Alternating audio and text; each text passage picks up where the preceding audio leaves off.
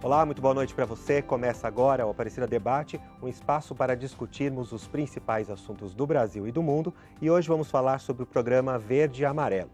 Em 2019, o governo federal lançou o programa Verde e Amarelo, que incentiva a contratação de jovens entre 18 e 29 anos e que nunca tiveram um emprego formal.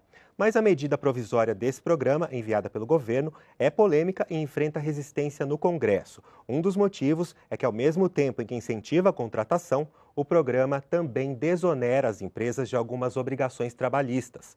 Outra crítica é que o programa seria uma reforma trabalhista reboque, que fortalece ainda mais a mudança na CLT, aprovada durante a gestão do ex-presidente Michel Temer. Já os favoráveis reforçam que o programa vai criar 1.800.000 vagas até 2022 e, se aprovada, será uma das marcas do ministro da Economia, Paulo Guedes. Mas para você, o programa Verde e Amarelo estimula o emprego de jovens ou favorece os empregadores com a desoneração de obrigações trabalhistas? Para falar mais sobre o assunto, aqui comigo está a Patrícia Almeida Ramos, que é juíza titular da 69ª Vara do Trabalho de São Paulo. Ela já foi presidente por 2 vezes da Associação Nacional dos Magistrados de Justiça do Trabalho da 2ª Região de São Paulo e hoje é secretária-geral dessa associação. Eu também converso com o José Antônio Saldi Júnior, ele é vice-presidente da região administrativa 6 do Vale do Paraíba, da Federação das Associações Comerciais do Estado de São Paulo e é presidente da Associação Comercial e Industrial de Taubaté, interior paulista, além de membro do Conselho Regional do Ciesp-Fiesp. Olá, boa noite, bem-vindos aqui ao Aparecida Debate. Boa noite. A gente começar o nosso debate aqui, eu queria que vocês acompanhassem aqui comigo, a gente trouxe um pouco do que é o programa, algumas explicações do que é o programa Verde e Amarelo. Acompanhe aqui comigo, por favor. A ideia do programa Verde e Amarelo é baratear o custo do emprego com a desoneração da folha de pagamento, que irá variar entre 30% e 34%. As contribuições do Fundo de Garantia passam de 8% para 2% e os empregadores ficam desobrigados a recolher as parcelas do INSS. O público-alvo são jovens entre 18 e 29 anos que nunca trabalharam com carteira assinada. Os contratos terão validade de até 24 meses. A remuneração não pode ser superior a um salário mínimo e meio. E todos os direitos constitucionais, como férias e 13º, estão assegurados. E as desonerações serão compensadas com contribuições sobre o seguro-desemprego. Então vamos começar explicando um pouquinho, detalhando um pouquinho do que é esse programa. Quem quer começar, por favor? Posso começar? Por favor. Olá, Marcela, é um prazer estar aqui com você, com o colega Saldi, aqui para a gente debater esse tema tão polêmico, né? Essa MP 905 que veio trazer o contrato verde e amarelo trouxe algumas surpresas, principalmente nessa seara. Alguns dos detalhamentos aqui, com relação ao Fundo de Garantia, existem outras inovações aí que trouxeram, que vão trazer muito questionamento. De 8%, que é a taxa da contribuição previdenciária, da contribuição do FGTS, diminuiu para 2%. A indenização compensatória, que é quando o empregado é dispensado, de 40% passa para 20%. O empregador também tem a possibilidade de parcelar as férias e o 13º e também antecipar esses 20% da indenização compensatória. Além disso, é um contrato que só pode ser firmado com os jovens entre 18 e a 29 anos. Tem uma série de outras nuances que, na minha concepção, evidenciam claramente uma restrição de direitos, em que pese assegurar que todos os direitos estariam assegurados da Constituição, algumas nuances demonstram que, na prática, isso não irá acontecer. Por exemplo, o adicional de periculosidade. A partir do momento que o empregado trabalha num ambiente que é considerado como de risco à sua integridade psicofísica, se ele concorda com que o empregador faça um seguro de vida para ele, esse adicional passa de 30% para 5% e só recebe quando se comprovada a exposição ao ambiente de risco no nível de 50%. Então, está tudo subvertido. Na realidade, o empregado se expõe a um ambiente de risco, todavia, ele só recebe os 5%, repassando para a seguradora a responsabilidade que seria do empregador. Tem a questão do trabalho aos domingos também. O trabalho aos domingos, ele está fora do contrato verde e amarelo. O trabalho aos domingos é uma alteração da CLT. Além do contrato verde e amarelo, a gente tem na MP 905 outras alterações, que é o trabalho aos domingos. O trabalho aos domingos deixa de ser a regra, agora passa a ser uma exceção. Existe um limite de, após 4 domingos trabalhados, o empregado do comércio ele tem o direito a usufruir o domingo, e após 7 da indústria, após 7 trabalhados, ele pode usufruir o domingo. Outra questão que a MP fala é sobre o trabalho dos bancários. Agora, a jornada de 6 horas apenas para os caixas de banco e não os demais empregados, que toda a categoria tinha assegurada, o trabalhador básico bancário, ele tinha assegurado 6 horas. A partir de agora, são 8 horas de jornada e 6 horas só fica excepcionalmente para o caixa. Mas o caixa, mesmo assim, através de um acordo individual, pode majorar essa jornada de 6 para 8 horas, ficando apenas a negociação entre o empregador e o empregado. Inclusive com a possibilidade de trabalhar aos sábados. Inclusive, também, com a possibilidade. Os bancos abrirem aos A MP sábados. ela coloca no título, trabalha aos sábados, as agências bancárias têm essa possibilidade, e os trabalhadores que não trabalham em agências, mas na área administrativa do banco, também podem trabalhar aos sábados. Além disso, tem uma série de coisas, como a questão da tributação, da recolhimentos previdenciários sobre o seguro-desemprego, que eu acho que é extremamente grave, porque a partir do momento que desonera a empresa, ele faz o desconto no seguro-desemprego. Isso é gravíssimo e vai em contramão de tudo que a gente vivenciou no último ano, a questão da reforma da Previdência, a importância da socialização, do risco da Previdência, e de repente chega uma medida provisória que nem tem essa capacidade e tira do empregador essa obrigação, nesse específico caso de contrato verde e amarelo, estou falando, e repassa para o seguro-desemprego para todos os empregados. Então, chegou ao absurdo, complementando, chega ao absurdo de seguro-desemprego não só são os desempregados que recebem, também tem as pessoas que são resgatadas do trabalho escravo, que também recebem seguro-desemprego como incentivo para iniciar a vida, eles vão ter tributado também, né? Eu quero saber da senhora daqui a pouquinho se isso é uma mini reforma a reboque, como eu disse ali no começo. Saúde, como o senhor vê do lado do empregador? Acha que é um estímulo realmente que vai ajudar a contratação de mais jovens, a criação de novos empregos? Eu vejo o seguinte, com erros, né, e a gente sabe que tem erros, não é uma coisa não está totalmente certa e acertada em cima disso, mas a intenção da gente estar diminuindo o desemprego, isso tem como tendência, ela necessita ter, a gente precisa pensar nisso, porque o desemprego está grande, não adianta. Eu tive reunião esses dias com o pessoal da CUT, eles estão todos preocupados, eles precisam que alguma coisa aconteça para que melhore. Ora, eu trabalho bastante com comércio e com serviços, né? Que é o meu foco principal. E a gente nota, se vem um jovem ali para a gente vai ver se ele tem experiência ou não. É a primeira pergunta, porque com essa crise, a gente já chegou numa loja o proprietário ter que abrir e fechar a loja, porque era só ele, né?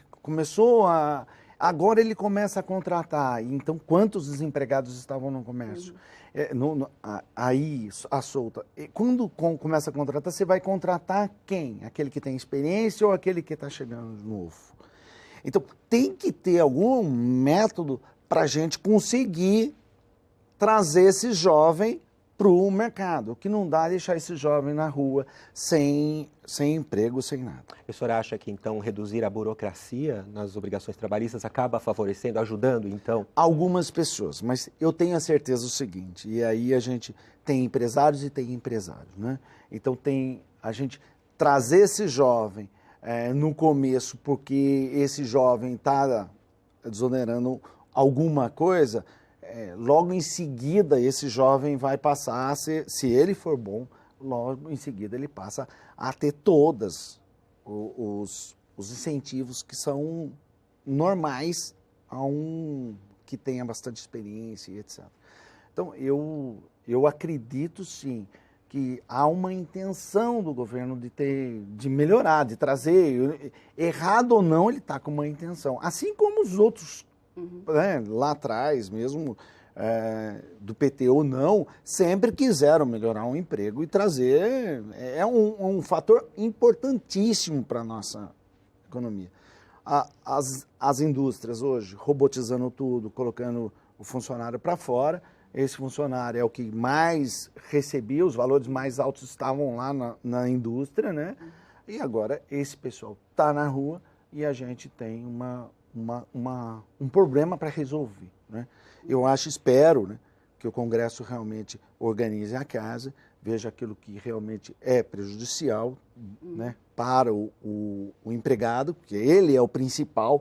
Se a gente não pôr dinheiro na mão dele, tá certo ou não? A economia nenhuma, ela não anda. Ela anda só quando você dá dinheiro pro, né? Eu não acredito em assistência, bolsa e etc. Eu acredito em dinheiro, quer dizer, você coloca dinheiro para ele ter dignidade de comprar seu remédio, de comprar o alimento que ele queira, né? E aí eu acredito numa situação melhor para o país. Complementando um pouco do que ele está falando, doutora, a senhora acha, a gente tem aí quase 11 milhões e meio de desempregados no Brasil, pessoas que já estavam no mercado de trabalho, que estão procurando trabalho, a maioria. Agora, para um jovem, é muito mais difícil, se ele não tem experiência, entrar nesse mercado de trabalho. A senhora não acha que esse programa Verde e Amarelo também poderia contribuir, como ele está falando, para estímulo do trabalho, do jovem romper essa barreira do mercado de trabalho? É uma iniciativa do governo de efetivamente acabar com esse problema, mas a gente tem que ver que essa iniciativa o enfoque está sendo equivocado. Por quê? Nós temos aqui no Brasil um desemprego de nível estrutural. Na realidade, ele não é ocasionado por uma questão pontual de falta de mão de obra, ou então um desemprego que é necessário até mesmo para a rotatividade da mão de obra. Nós temos esse abismo foi criado em face, como o Saldi falou, de vários postos de trabalho que foram encerrados por N motivos. A gente teve mundialmente, não é um fenômeno do Brasil, mundialmente é uma revolução em termos de estrutura econômica e administrativa. Nós tivemos a implementação da questão da tecnologia. Hoje em dia, a inteligência artificial ela funciona muito. Isso fez com que vários postos fechassem irreversivelmente. Não se volta mais atrás com relação a esse ponto. Então, criou-se esse desemprego estrutural que não se pode dissipar através da implementação de políticas públicas que precarizam a mão de obra, porque isso não tem nenhuma experiência fática no mundo que nos demonstre que efetivamente isso tem algum resultado. A OIT tem várias estatísticas nesse sentido e a gente pode ver com a própria reforma trabalhista, que pretensamente, a pretensão era que vários postos fossem criados e isso não ocorreu. Nós estamos há 2 anos, um pouquinho mais de 2 anos da reforma e o caos continua o mesmo a ponto de termos esse contrato verde e amarelo que em alguns pontos contrapõe a própria reforma, como com relação à questão de acordo coletivo, porque na reforma, na primeira reforma, que foi a mais estrutural, se privilegia o convencionado à legislação e aqui a MP manda que se privilegie a lei à convenção. Então, se existe esse conflito, é porque não resolveu. E o pior de tudo é que esses jovens vão entrar já no mercado de trabalho, no primeiro emprego, de uma forma precarizada. Eles vão estar lá em nome da experiência, mas não se sabe até então que tipo de... existe uma previsão de capacitação lá dentro do contrato, mas não se sabe como vai ser essa capacitação. O empregado já entra num nível baixo, salário de 1.490, eu acho que dá o total, né? É 1,5, né? É 1,5, mais ou menos isso, com os direitos menores, e criou-se uma subclasse dentro da própria empresa, uma discriminação dentro da própria empresa, e depois vamos colocar um empregado que entra com 18. Aos 20 anos ele está fora. Ele não pode mais participar do emprego. E, na realidade, essa questão de se diminuir os direitos não traz nenhuma segurança de que isso aconteceria. Então, para atacar a questão do desemprego, acho que outras formas talvez uma reestruturação da nossa própria forma de encarar a atividade econômica seria interessante, mas não com relação a isso. Temos um problema que é grave. mas não é dessa forma que nós vamos conseguir solucionar. Saúde, por outro lado, os empresários sempre reclamam da alta carga trabalhista que a gente tem aqui no país. Então, diminuindo um pouco essa obrigação trabalhista, você não acha que isso acaba estimulando o emprego? A previsão é de criação até 2022 de 1.800.000 vagas. Você acredita nisso? Eu não acredito em nada que diminua a parte de valores agregados ao empregado, entendeu? Eu acredito que a gente quer mover a economia, a gente tem que pôr dinheiro na mão do empregado. O empregado tem que ter dinheiro suficiente para sustentar a sua família. É isso aí. Agora, eu concordo com a doutora quando ela coloca dessa forma que a lei realmente ela tem que ser revista, ela tem que ser organizada, porque tem muitos pontos fora do contexto, né? E existem outras formas também de você estar trabalhando jovem, né? Mas quando que esse Brasil vai crescer para a gente ter isso? Quer dizer, daria para estar trabalhando as startups? Hoje você tem em Florianópolis, por exemplo, ela já passou, as startups já passaram em termos de arrecadação para o município do que o próprio turismo, que já foi muito grande lá. E eu estou falando das startups porque o jovem é a cara da startup. O jovem é a cara da internet, é a cara do... Entendeu? Mas o jovem, ele tem internet gratuita na porta da casa dele? Não. Uhum. Tá certo? Então, são atitudes que a gente...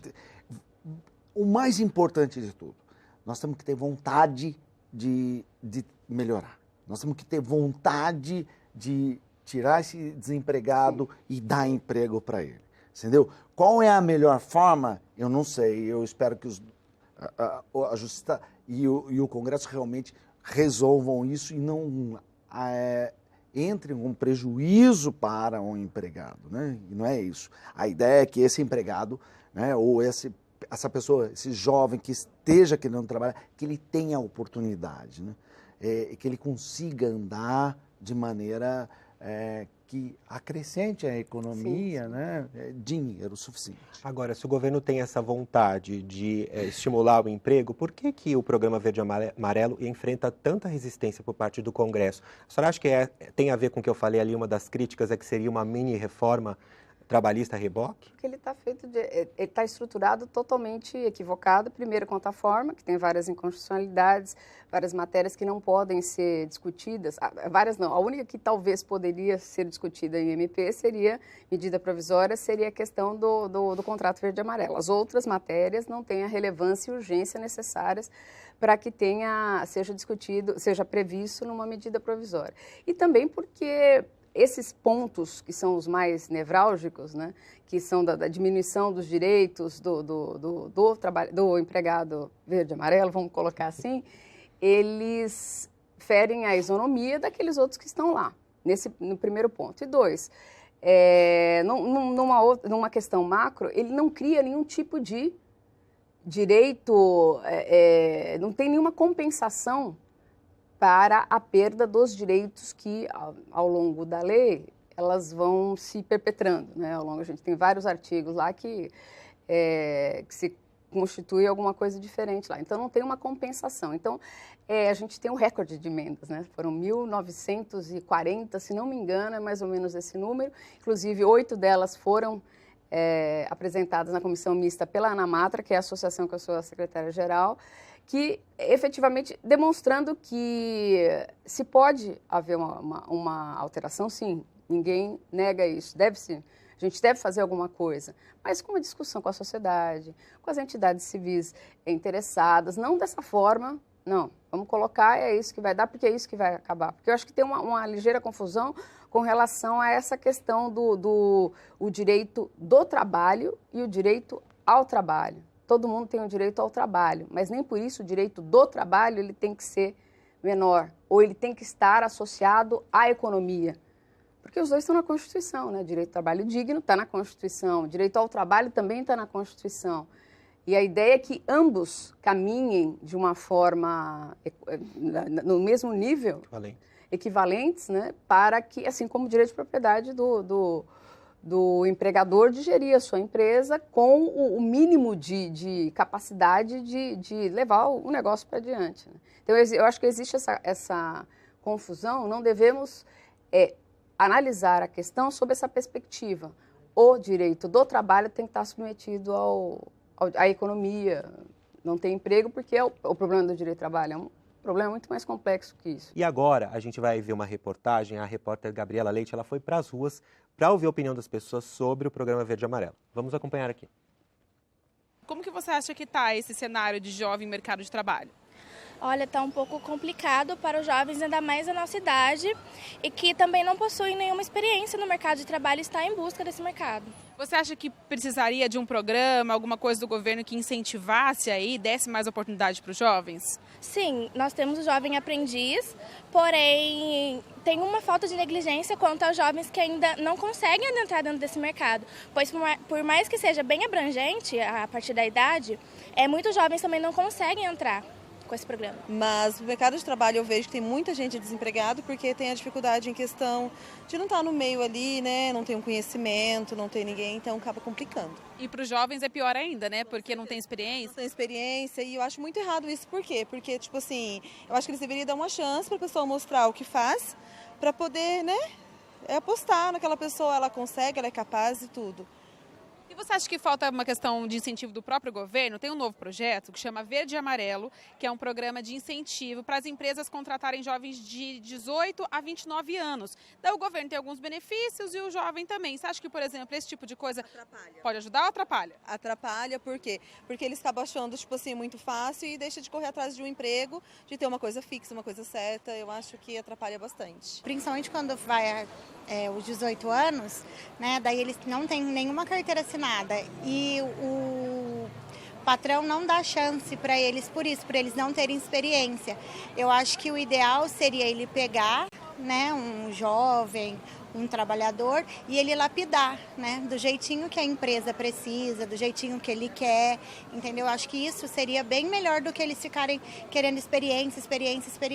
Como que foi esse seu começo de trabalho, no mercado de trabalho? Não foi relativamente fácil, porque meu pai já trabalhava no ramo de eletrônica e eu tinha acabado de fazer curso nessa área, então entrei facilmente. Você acha que falta algum tipo de incentivo, alguma coisa do governo para que os jovens consigam um emprego assim de forma mais fácil?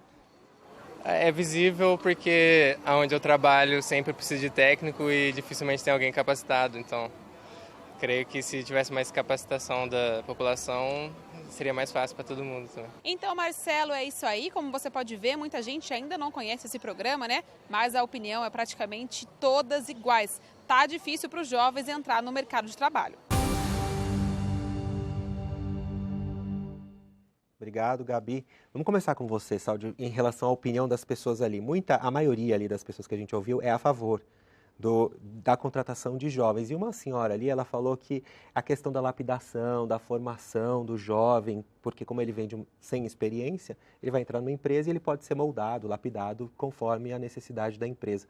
Como é que você vê isso? Você acha que esse programa Verde e Amarelo acaba incentivando isso também, ajudando o jovem a conquistar um posto no mercado de trabalho?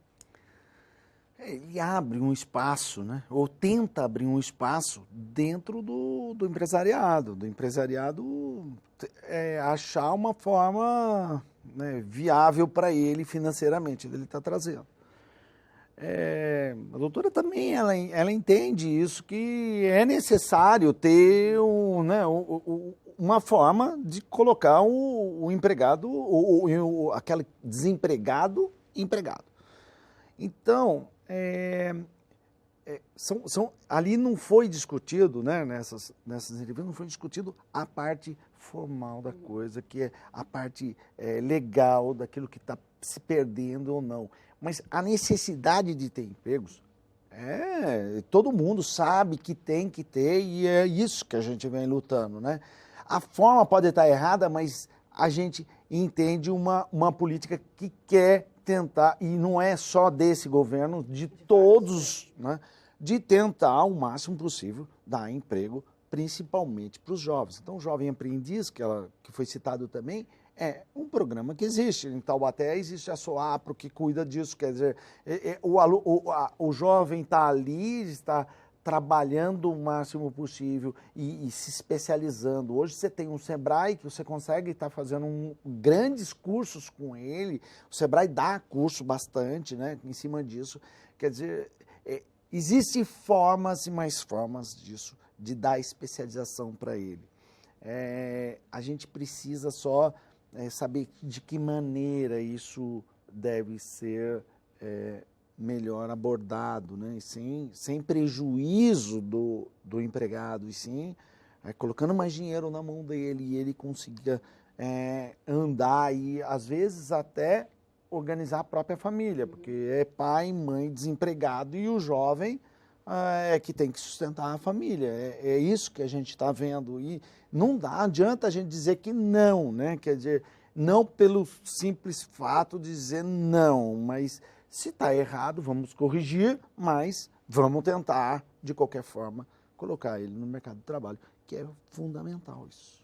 Doutora, eu quero ouvir agora a sua opinião em relação a isso. Teve uma senhora ali que ela falou que era uma moça que ela falou que é contra, porque está ruim o mercado de trabalho para todo mundo. Então, o que ela quer dizer ali, mais ou menos, pode ser que não, mas deu a entender de que os jovens nesse programa estariam roubando, entre aspas, vaga de quem está no mercado aí disputando uma vaga. De uma forma ou de outra, se a gente vai ver a estrutura do nosso mercado hoje, o jovem, não vou colocar até os 29 anos, as pessoas mais jovens elas têm mais oportunidade. Ele pode estar a um nível elevado de desemprego, mas também tem várias oportunidades, mesmo com ou sem experiência, a gente tem vagas maiores. As pessoas que chegam a partir dos 40, 50 anos não conseguem colocação, né? Eu achei interessante a forma como que ela colocou, que não, fica muito fácil para eles, né?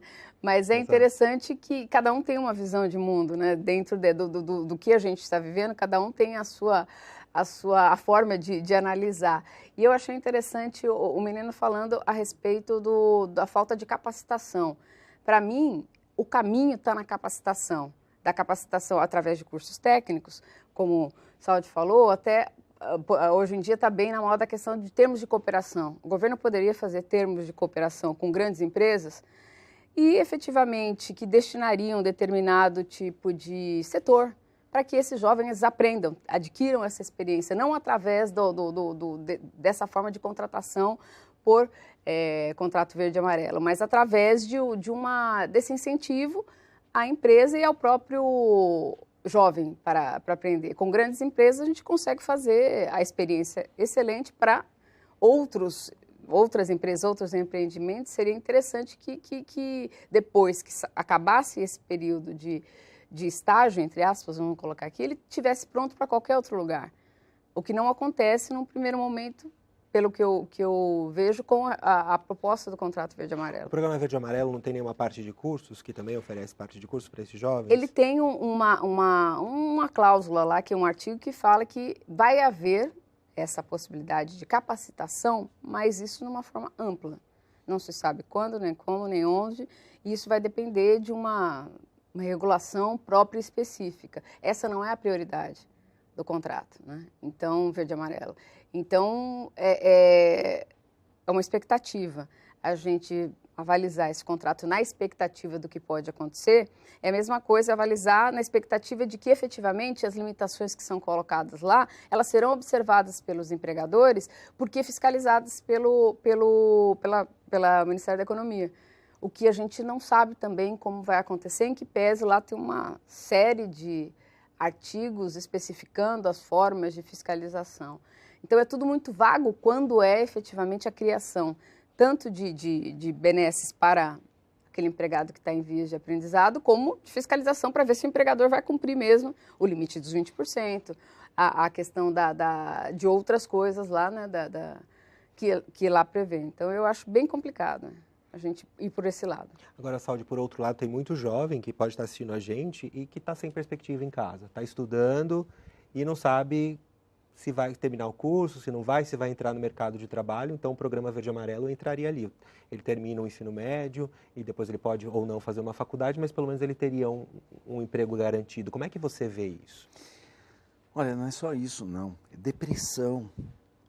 o jovem sai e ele não consegue emprego, vê aquilo lá, ele tem o tênis que ele quer comprar, o celular que ele quer comprar, aquilo que ele quer comprar, a família não consegue dar e ele entra em depressão mesmo. É isso que a gente está vendo. Ele entra dentro do quarto e não quer mais sair do quarto.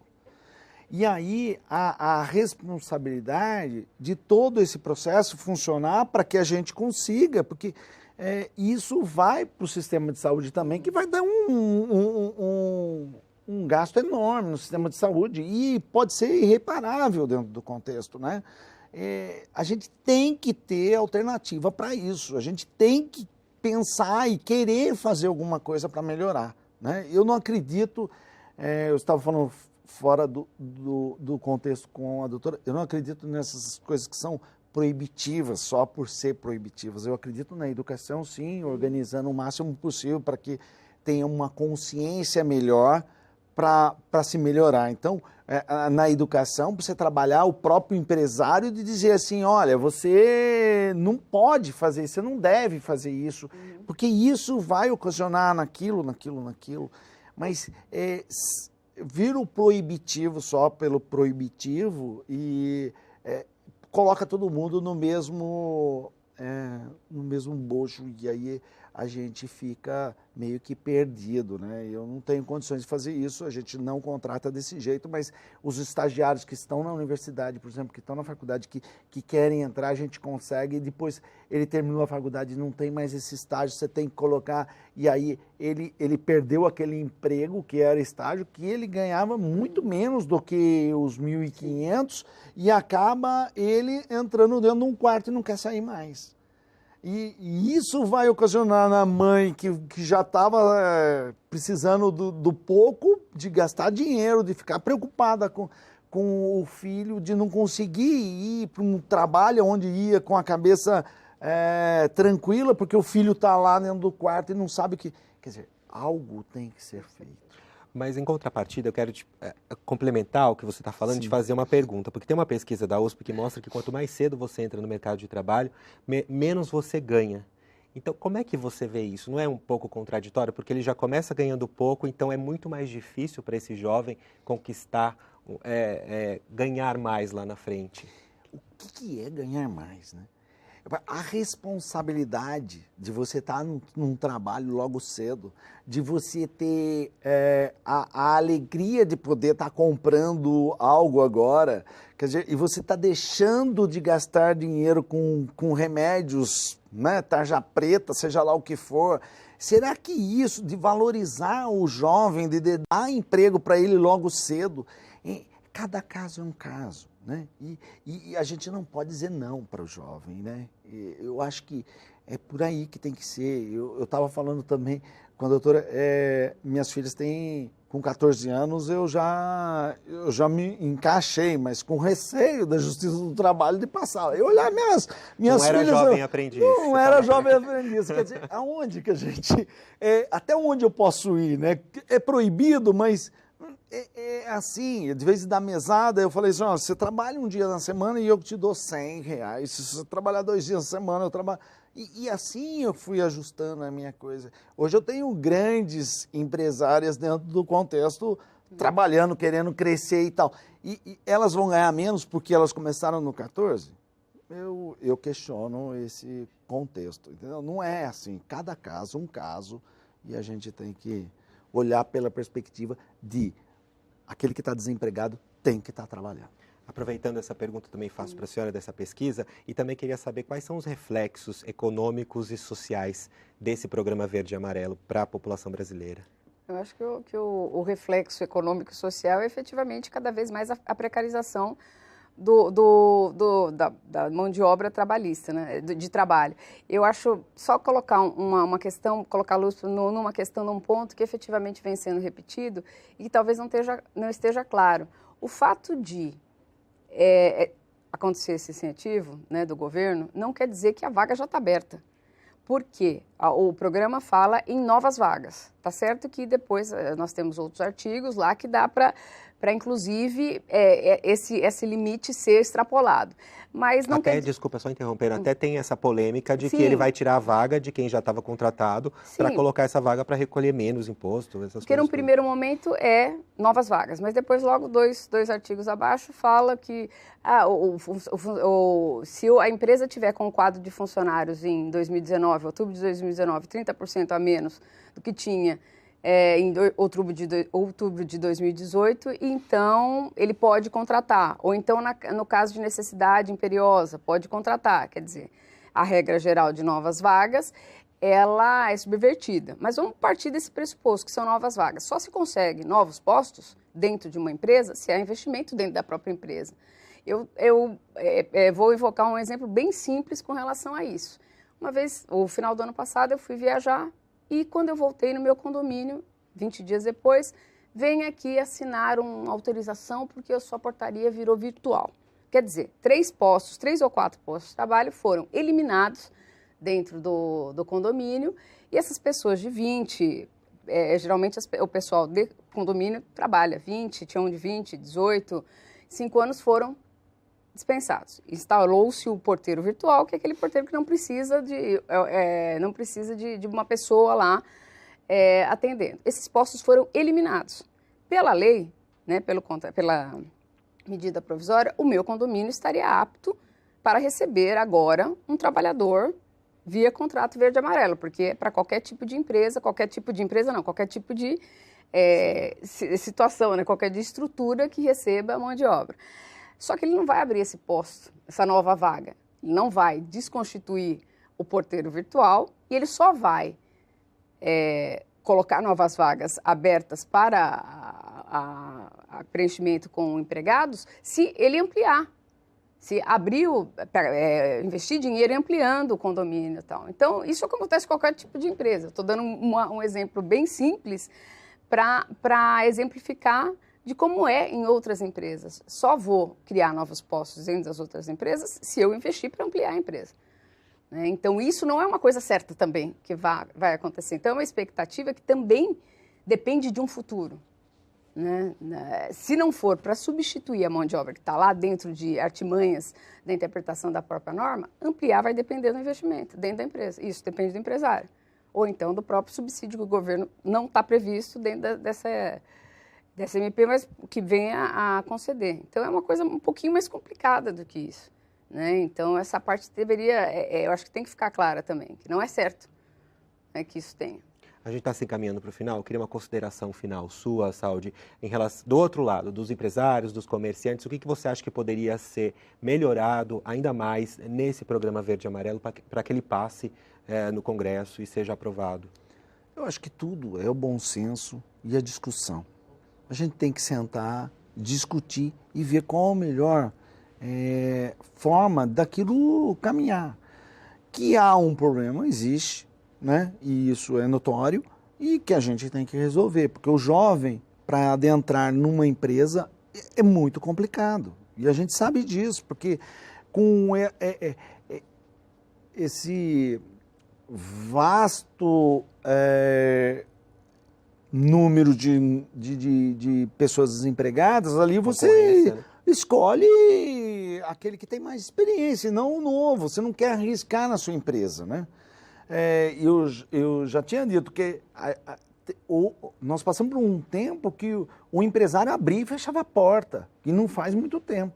Quer dizer que agora que ele está começando a colocar gente, a indústria fechando, colocando mais gente para a rua, fechando os postos de trabalho porque ele está robotizando, então coloca para a rua. Você tem uma gama de pessoas ali para você contratar enorme. Eu recebo currículo todo o tempo, né?